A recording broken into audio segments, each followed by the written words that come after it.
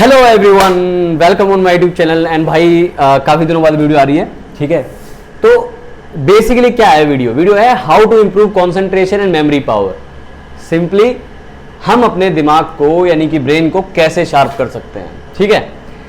तो यार मैंने कुछ ऑब्जर्वेशंस करी है, कुछ पढ़ा है, कुछ समझा है, तो चीजें निकल के आई हैं कि पहला तो फैक्ट है कि दुनिया का सबसे बड़ा सुपर कंप्यूटर कहीं और नहीं है, हमारे पास ही है। हमारा ह्यूमन ब्रेन जो है वही दुनिया का सबसे बड़ा सुपर कंप्यूटर है, ठीक है।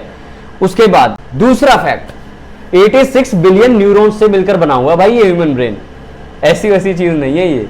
उसके बाद ह्यूमन बीइंग के ब्रेन का एवरेज साइज जो है वो 1.25 kg है, छोटा सा होता है भाई, लेकिन पावर समझेंगे ना इसकी तो हैरानी होगी हमें बहुत ज्यादा।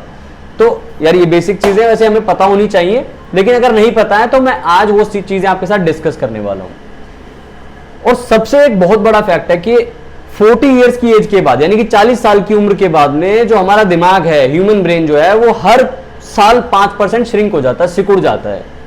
तो भाई बहुत लेजी होता है ये, इसको झंझोड़ना होता है, मतलब एक्सरसाइज करानी होती है, अपने दिमाग की एक्सरसाइज करानी होती है हमें, तब ये शार्प काम करता है। और एक्सरसाइज कराने के सिर्फ दो ही तरीके हैं, मेजरली दो ही तरीके हैं, कह ले सिर्फ दो ही तरीके हैं। मतलब पहला है डेवलप न्यू न्यूरॉन्स, नए न्यूरॉन्स को बनाना दिमाग में, ठीक है। पहला तरीका यही है कि हम अपने नए न्यूरॉन्स बनाएं। और दूसरा एकमात्र तरीका है कि जो हमारे एग्जिस्टिंग न्यूरॉन्स है ना भाई, उन्हीं को हमें एक्सरसाइज कराना होता है। तो दो तरीके हैं मेजरली, बता दिया मैंने। फर्स्ट इज नए न्यूरॉन्स को बनाना एंड सेकंड इज पुराने न्यूरॉन्स की एक्सरसाइज कराना। सो नए न्यूरॉन्स को बनाने के लिए हमें क्या करना है, हमें भाई अपने न्यूरॉन्स को एक्सरसाइज कराना है, न्यूरोबिक एक्सरसाइजेस करनी है। जैसे जो हमारा डोमिनेंट हैंड होता है, जैसे कि मेरे लिए मेरा डोमिनेंट हैंड राइट हैंड है, ठीक है। मैं सारा काम लगभग मैक्सिमम काम सीधे हाथ से करता हूं, ठीक है।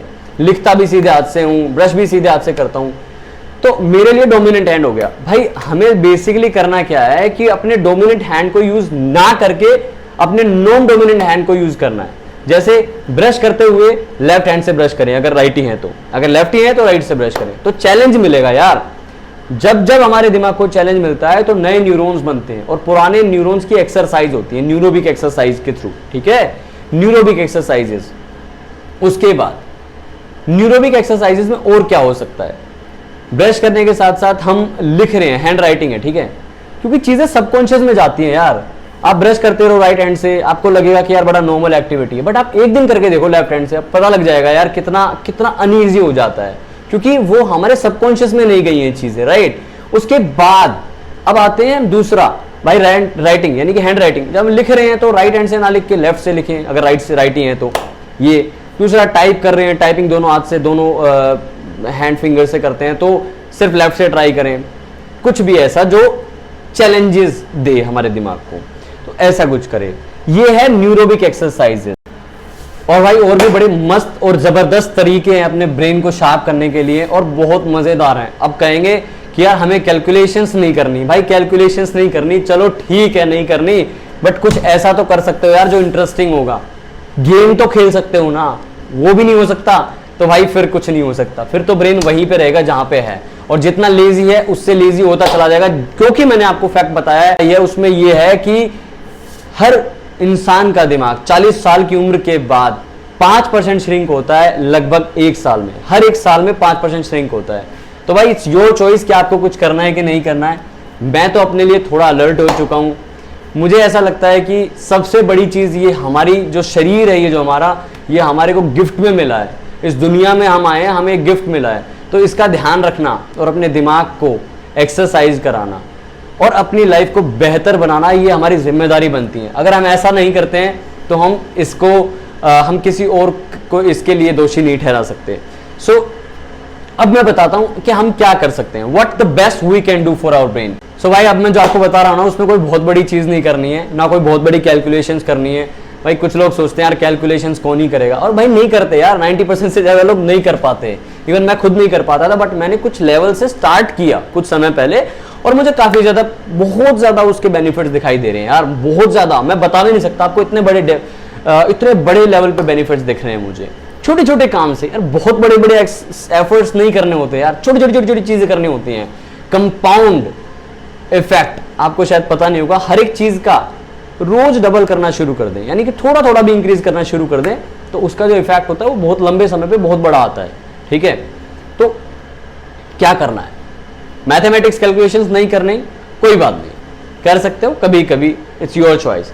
अब किया क्या जा सकता है भाई, ये सब मैं बता रहा हूं आपको क्योंकि मैंने रिसर्च पढ़ी है, चीजें पढ़ी हैं, समझा है, ऑब्जर्वेशंस किए हैं और खुद पे ट्राई किया है, तो मुझे समझ में आया कि हाँ दीज थिंग्स वर्क्स, राइट। सो पहले क्या क्या नई स्किल सीखी जा सकती है।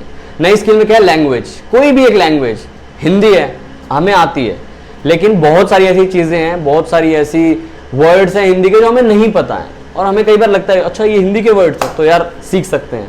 उसके अलावा इंग्लिश सीख सकते हैं, जापानीज, कोई भी एक ऐसी लैंग्वेज जिसको सीखने का हमारा मन है, हमारी इच्छा है, सीख सकते हैं। उससे हमें नए न्यूरॉन्स डेवलप होंगे, नए चैलेंजेस ब्रेन को मिलेंगे और इसमें हमारा ही बेनिफिट होने वाला है। ठीक है, इसके बाद संस्कृत सीख सकते हैं यार, संस्कृत हमारी खुद की लैंग्वेज है, हम इंडिया में रहते हैं, इतनी बड़ी कंट्री है, बहुत सारी भाषाओं का उद्गम जो हुआ है वो संस्कृत से हुआ है, तो क्यों ना हम अपनी संस्कृत भाषा को ही सीखें। कोई भी एक लैंग्वेज सीख सकते हैं, मैं किसी भी लैंग्वेज के विरोध में नहीं हूँ, मुझे सब अच्छा लगता है यार। बेसिकली नई नई चीज़ें सीखना हर किसी को पसंद होना चाहिए, मुझे तो पर्सनली बहुत पसंद है। उसके बाद कोई एक और स्किल सीख सकते हैं, जैसे गिटार बजाना सीख सकते हैं, अपनी पर्सनल चॉइस है, उसमें भी दिमाग को नए नए चैलेंजेस मिलते हैं कि नई टेक्नोलॉजी सीख सकते हैं हम, कोई भी जिसमें कि कुछ नया इन्वेंशंस हुए हैं उसके बारे में समझ सकते हैं। हाँ, बुक्स रीडिंग कर सकते हैं, अभी बुक्स की रीडिंग जो है वो एक बहुत बड़ी एक बात है, क्योंकि किसी एक इंसान ने अपनी पूरी लाइफ का जो पूरा एक एक्सपीरियंस है वो एक बुक में लिख के दिया है हमें। ठीक है, तो हम वो पढ़ेंगे तो हमें कुछ चीज़ें समझ में आएंगी और हमारे दिमाग को एक्सरसाइज करनी पड़ेगी उसको समझने के लिए।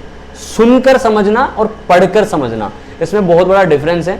वीडियोस देखते हैं, वेरी गुड, बहुत अच्छी चीज़ है, बुक्स पढ़ते हैं, बहुत अच्छी चीज़ है, उससे भी अच्छी चीज़ है। सो आई वुड से कि नई कोई भी एक स्किल सीख सकते हैं। हाँ यार, और बहुत बार क्या होता है कि हम लोग 12th करने के बाद, कॉलेज कंप्लीट करने के बाद सोचते हैं कि यार अब पढ़ाई खत्म। नहीं यार, एक्चुअली पढ़ाई तो शुरू हुई होती है। देखा जाए तो कॉलेज के बाद ही असली पढ़ाई शुरू होती है, जो लाइफ की जो पढ़ाई है सबसे बड़ी। सो आई वुड से कि हम समझते हैं अहम ब्रह्मास्मि, नहीं, इट्स नॉट लाइक दैट। अगर हमने अपने कॉलेज की पढ़ाई पूरी कर ली है तो इसका ये मतलब नहीं है कि हम लाइफ में अब पढ़ाई बंद कर देंगे। हर जगह से सीखना होता है, we should learn from every phase of life. भाई तो अब और भी इंटरेस्टिंग चीजें हैं, क्या स्ट्रैटेजिक गेम्स खेल सकते हैं। ठीक है, अब स्ट्रैटेजिक गेम्स खेलने में क्या होता है, 3 चीजों का यूज होता है।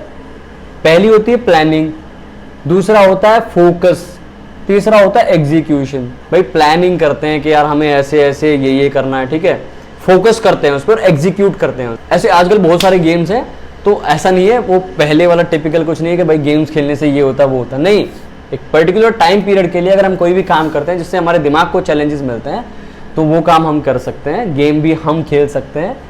स्टूडेंट्स के लिए बेसिकली बता रहा हूँ कि अब कुछ काम छोटे समय के लिए अगर आप कर रहे हो, 1 घंटे के लिए, आधे घंटे के लिए अगर आप दे रहे हो उसको, तो आई थिंक वो ठीक है। बट बहुत ज़्यादा बड़े लेवल पे किसी भी चीज़ के अंदर आप इन्वॉल्व हो जाओ, वो भी ठीक नहीं होता, क्योंकि टेक्नोलॉजी हमें अच्छा तो बनाती है लेकिन उसके कुछ नुकसान भी हैं अगर हम उसको एक्सेस में, कोई भी एक चीज़ जिसको हम एक्सेस में करते हैं वो हमेशा गलत ही होती है।